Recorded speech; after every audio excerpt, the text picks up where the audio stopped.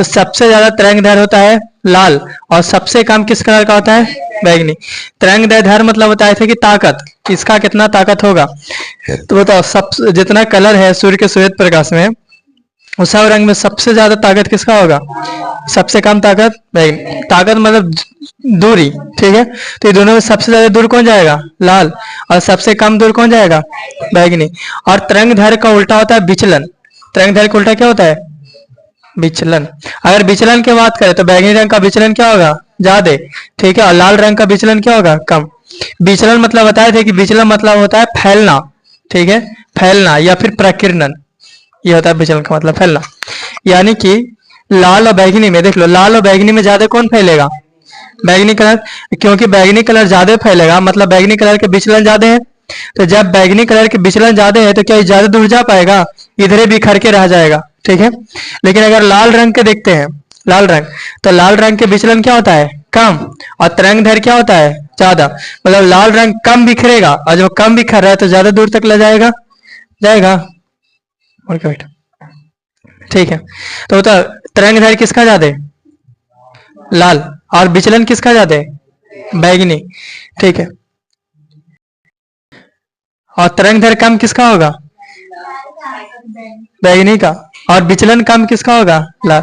तो तरंगदैर्घ्य इसी में देख लिए थे कि लाल कलर का तरंगदैर्घ्य ज्यादा है, मतलब जो लाल रंग है वो काफी दूर से दिखाई देगा, दिखाई देगा। इसीलिए अगर कोई खतरा के संकेत है, ठीक है, तो किस कलर का लगाते हैं खतरा का संकेत? जो बोर्ड रहेगा किस कलर का रहेगा? लाल रंग का। कल देख लिए थे कि सड़क पे जा रहा था बाइक लेकर के, और आगे पुलिया टूटा हुआ था, ठीक है, उसको पता नहीं है, उसको पता नहीं है कि पुल टूटा हुआ है। ये जो है बैगनी कलर का बोर्ड का निकोन बकलर लगा दिया था। अब बैगनी कलर पास में जाएंगे तब ना दिखेगा, ठीक है। इसीलिए खतरे का संकेत क्या होता है? लाल कलर। तो पूछेगा सवाल में कि खतरे का संकेत लाल क्यों होता है, तो बताएंगे क्योंकि लाल रंग का तरंगदैर्घ्य काफी अधिक होता है, जिसके कारण यह धूल कुहासे को पार करके भी काफी दूर तक दिखाई देता है, जिससे आगे से आने वाली खतरे का संकेत पहले ही मिल जाता है। इसीलिए जो है खतरे का संकेत कैसा कलर होता है? लाल कलर होता है, ठीक है। इसके बाद देखते हैं, ये देखो डस्टर, यहां तक बता दिए थे ना। इसके बाद हमको पढ़ना है प्रकीर्णन के बारे में। किसके बारे में पढ़ना है? प्रकीर्णन, प्रकाश का प्रकीर्णन। देखिए, ये जो इसके बाद जो हम बताने वाले हैं, 20 मिनट या आधा घंटा टाइम लगेगा, ये जो बताने वाले हैं इससे तुमको कम से कम 7 से 8 नंबर के सवाल पक्का मिलेगा, ठीक है, या 8 से 10 मान लो। ये जो अभी बताने वाले हैं इससे 8 से 10 नंबर के सवाल मिलेगा फिजिक्स में, मतलब से देख लो ज्यादातर तो यहीं से मिलेगा, ठीक है। कम से कम तो 7 नंबर कन्फर्म है, तो इसको ध्यान से देखेंगे। शुरू करें, शुरू करें। आई, तो ये पृथ्वी है, ये क्या है? पृथ्वी। इसको ध्यान से देखना, कम से कम फिजिक्स में 8 से 10 नंबर क्लियर होगा। ये पृथ्वी है, ठीक है। अब पृथ्वी के चारों तरफ क्या है? पृथ्वी का वायुमंडल होगा। ये हो गया पृथ्वी का वायुमंडल। ये क्या है? पृथ्वी का वायुमंडल, ठीक है। देखो, जैसे जैसे नीचे जाएंगे वैसे वैसे धूलकण ज्यादा मिलेगा। ऐसे यहाँ पर धूलकण ज्यादा है, और ऊपर जाएंगे धूलकण कम रहेगा, और ऊपर और कम रहेगा।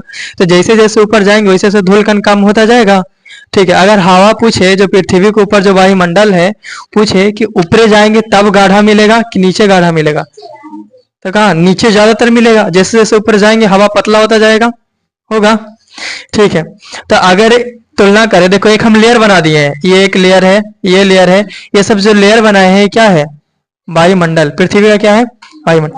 अब देखिए, जब ये लेयर है तो ये कम गहरा होगा, यानी कि ये जो है कम घना होगा, इसमें धूलकण कम रहेगा, इसकी अपेक्षा इसमें धूलकण ज्यादा रहेगा, रहेगा। और नीचे आएंगे तो इसमें और ज्यादा धूलकण रहेगा, ठीक है। और अगर नीचे वाला लेयर में देखेंगे तो इसमें और ज्यादा धूलकण रहेगा, रहेगा, ठीक है। ऊपर वाला देखेंगे तो धीरे धीरे धूलकण कम होता जाएगा। क्लियर, समझ में आया? तो ये है पृथ्वी है, पृथ्वी के ऊपर वायुमंडल है, लेयर बाय लेयर वायुमंडल है।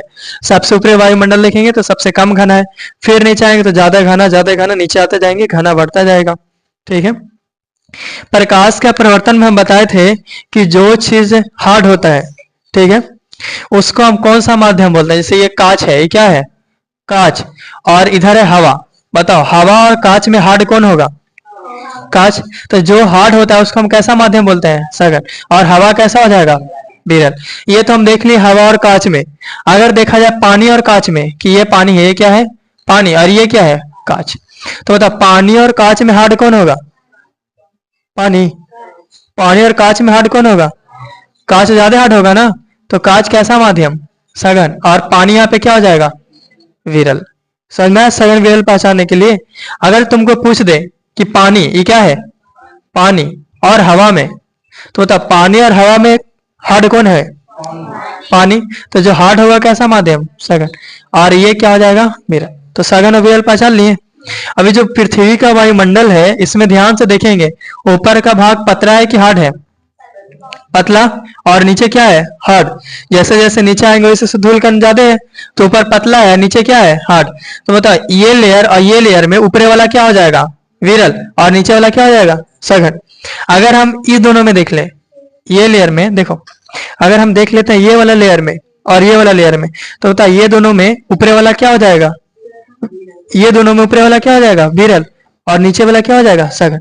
क्योंकि जैसे जैसे नीचे आता है वैसे गाढ़ा होता जाता है। तो यहाँ पे अगर ये दोनों लेयर में देखें तो ऊपर वाला पतला है, नीचे वाला गाढ़ा है, तो ये हो गया विरल और ये क्या हो गया? सघन।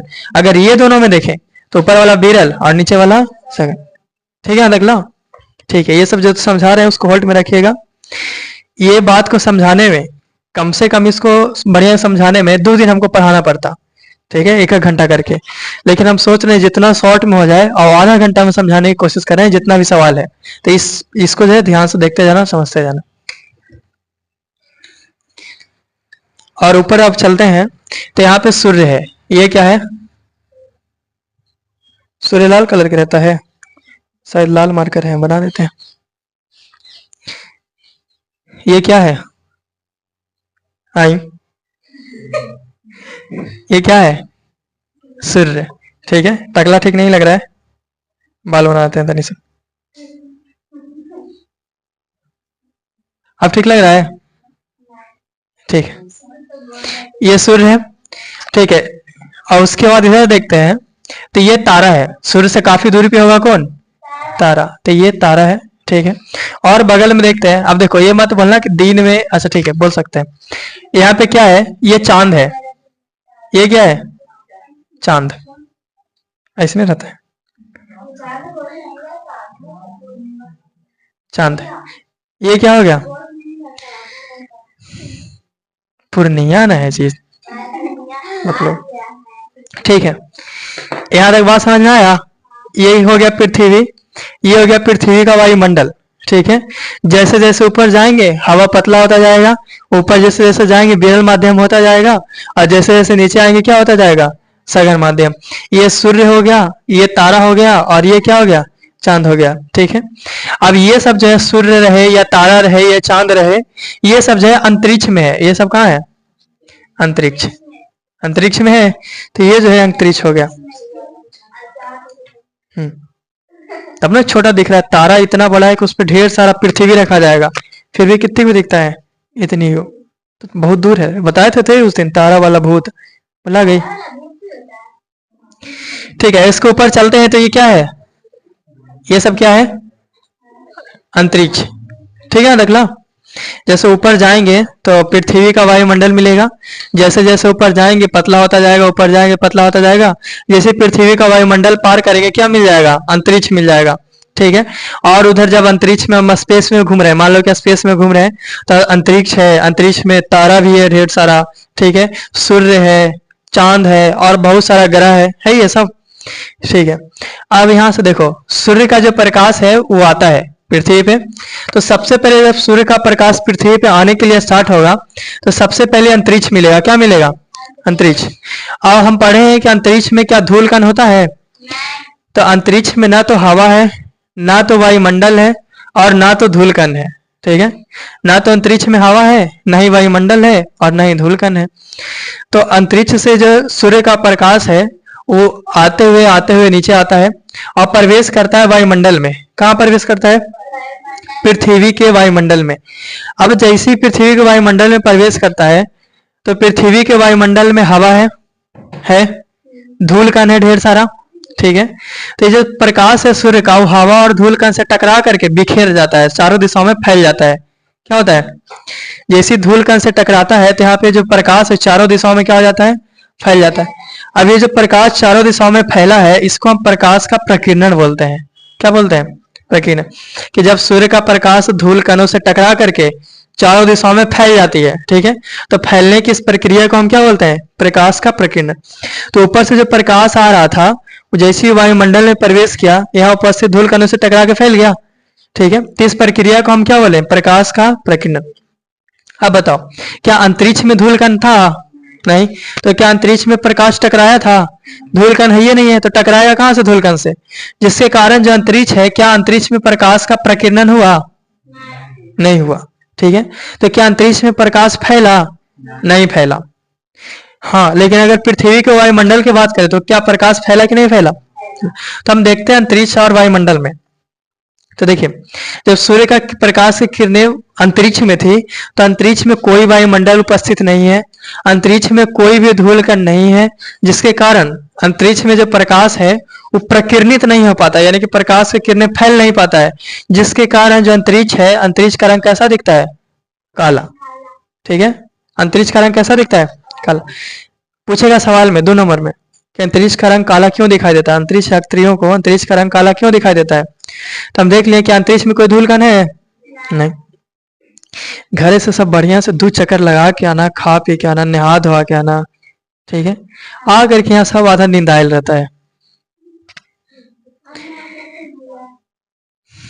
हम नींदायल आना है, बस नहा के आना है, ठीक है।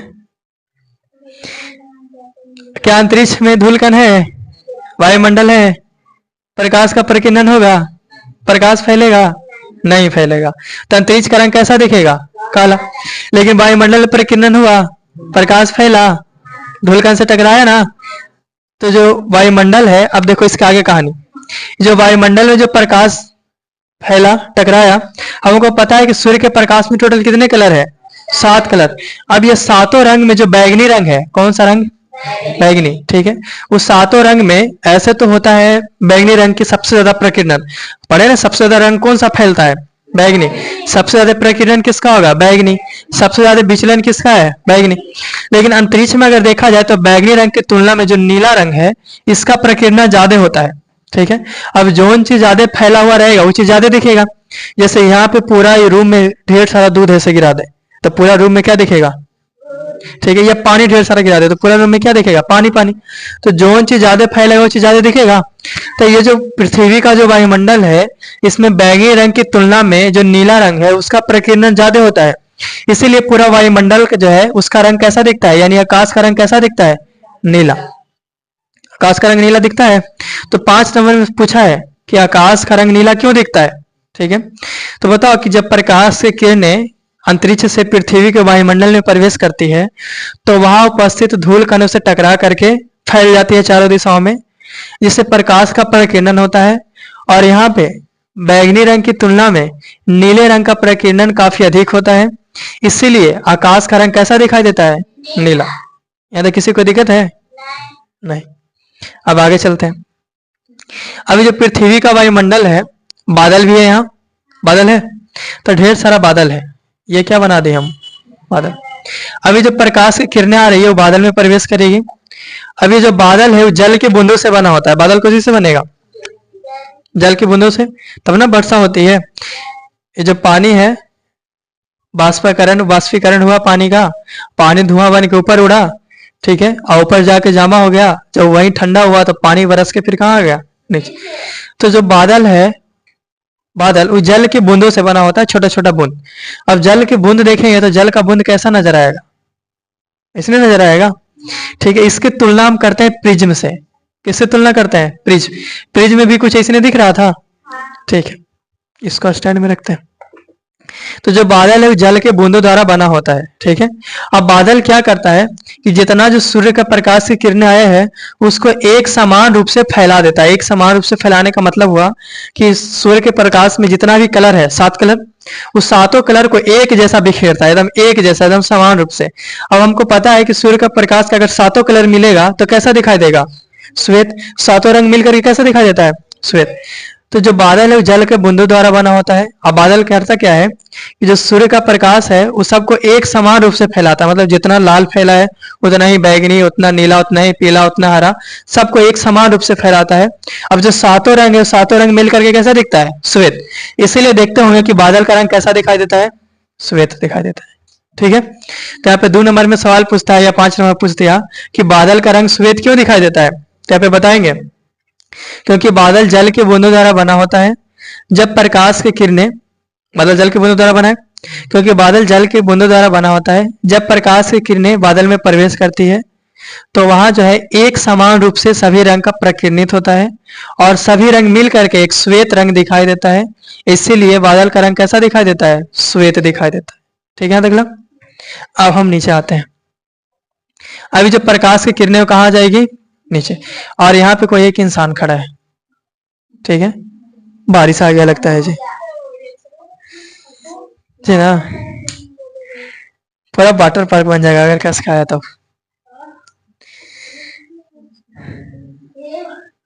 आगे देखें, बोलो बोलो।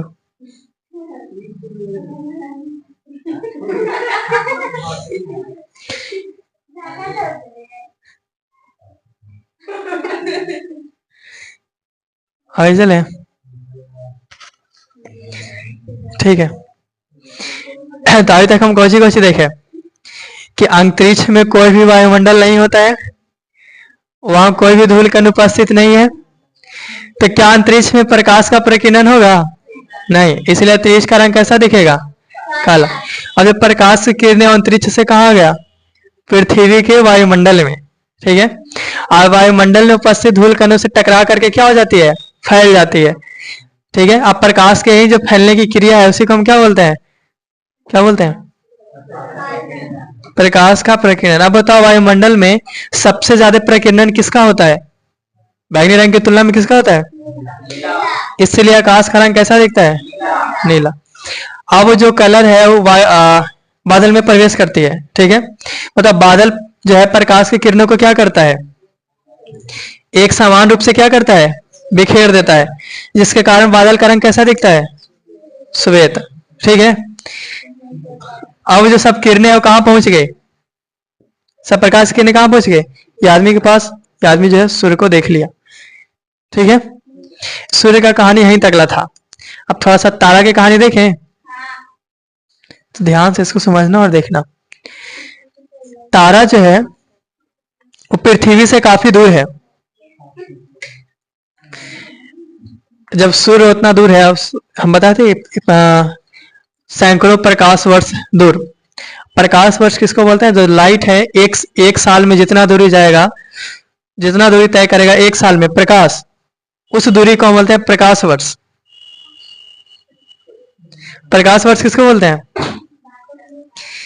जो सूर्य का प्रकाश है, ठीक है, एक साल में जितना दूरी तय करेगा उस दूरी को हम क्या बोलते हैं? प्रकाश वर्ष। ठीक है, अब जो तारा है वो 100 प्रकाश वर्ष दूर है पृथ्वी से, तो सोच लो कितना ज्यादा दूर है। अब देखिए, अब यहां से जो तारों से जो निकलने वाली प्रकाश है वो अंतरिक्ष में प्रवेश करेगा। अंतरिक्ष में प्रवेश करने के बाद कहां प्रवेश करेगा? पृथ्वी के वायुमंडल में। कहां प्रवेश करेगा? पृथ्वी के वायुमंडल में प्रवेश किया। ठीक है, यहां से जो प्रकाश की किरणें पृथ्वी के वायुमंडल में प्रवेश कर रही है, ये जो प्रकाश की किरणें हैं तारा से बहुत दूर से आ रही है। ठीक है, बहुत दूर से तारा से जो है प्रकाश की किरणें काफी लंबी दूरी तय करके आती है। ठीक है, और ये जो है उसके बाद पृथ्वी के कहाँ पहुंचती है? वायुमंडल में। और पृथ्वी के वायुमंडल में पहुंच करके धीरे धीरे फिर कहाँ आता है? इंसान की आंख तक। और फिर जो इंसान है वो तारा को देख पाता है कि वहां पे कोई तारा है।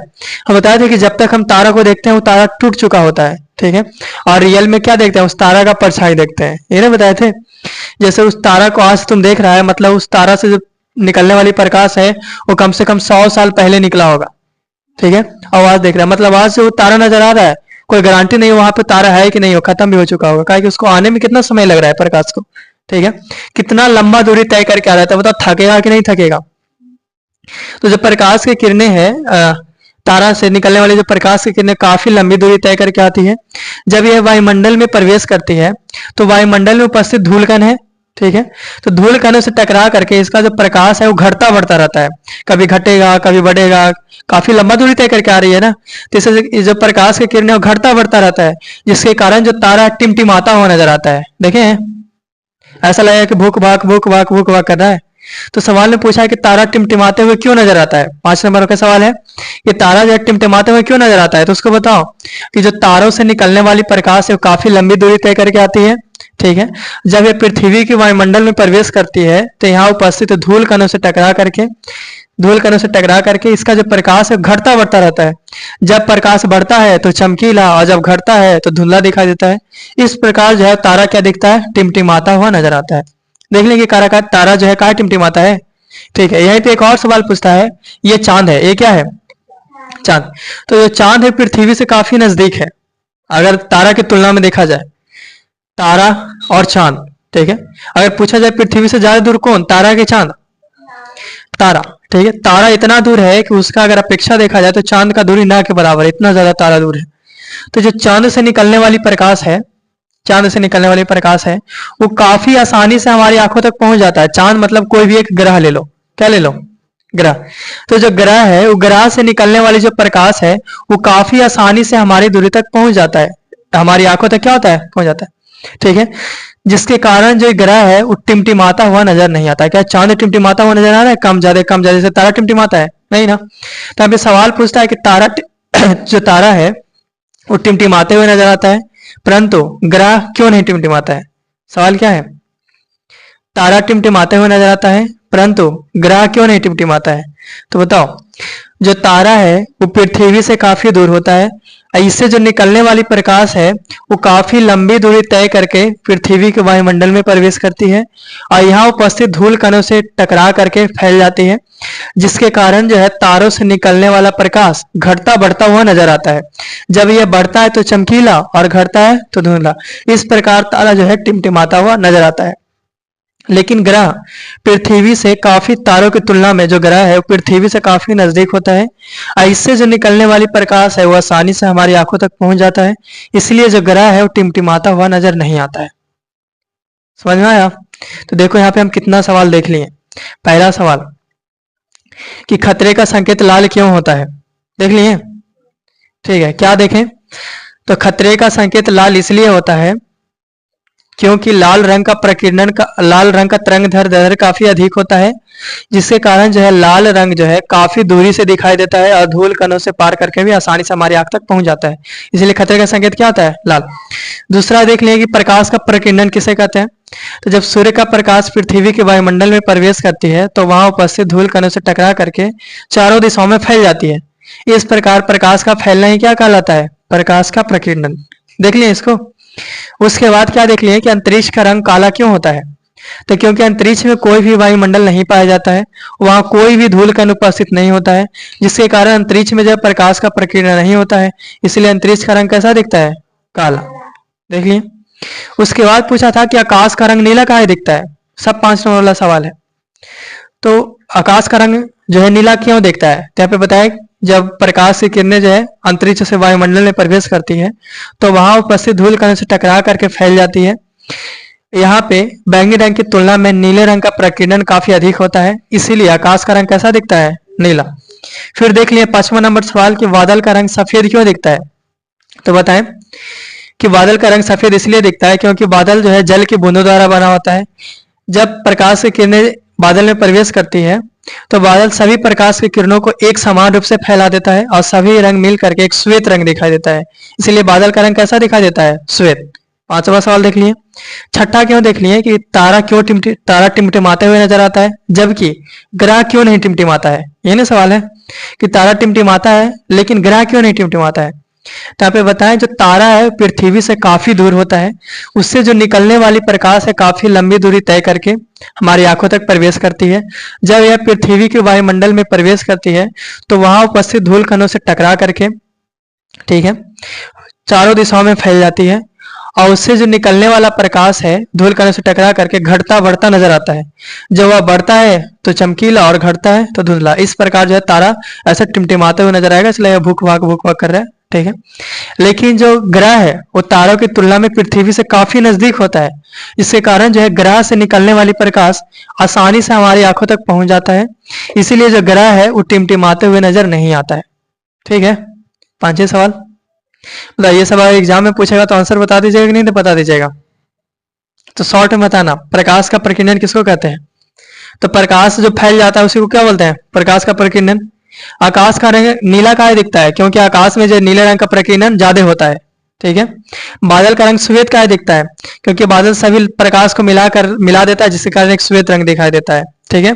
तारा टिमटिमाते हुए नजर काहे आता है? क्योंकि जो तारा है पृथ्वी से काफी दूर होता है, जिसके कारण उससे निकलने वाली प्रकाश काफी लंबी दूरी तय करके हमारे आंख तक पहुंचता है, और इससे निकलने वाले जो प्रकाश है घटता बढ़ता हुआ नजर आता है, जिसके कारण टिमटिमाते हुए। ग्रह का ही टिमटिमाता है? तो ग्रह जो है पृथ्वी से काफी नजदीक होता है, उससे निकलने वाली प्रकाश आसानी से हमारी आंखों तक पहुंच जाता है, इसलिए ग्रह जो है टिमटिमाते हुए नजर नहीं आता है। ठीक है।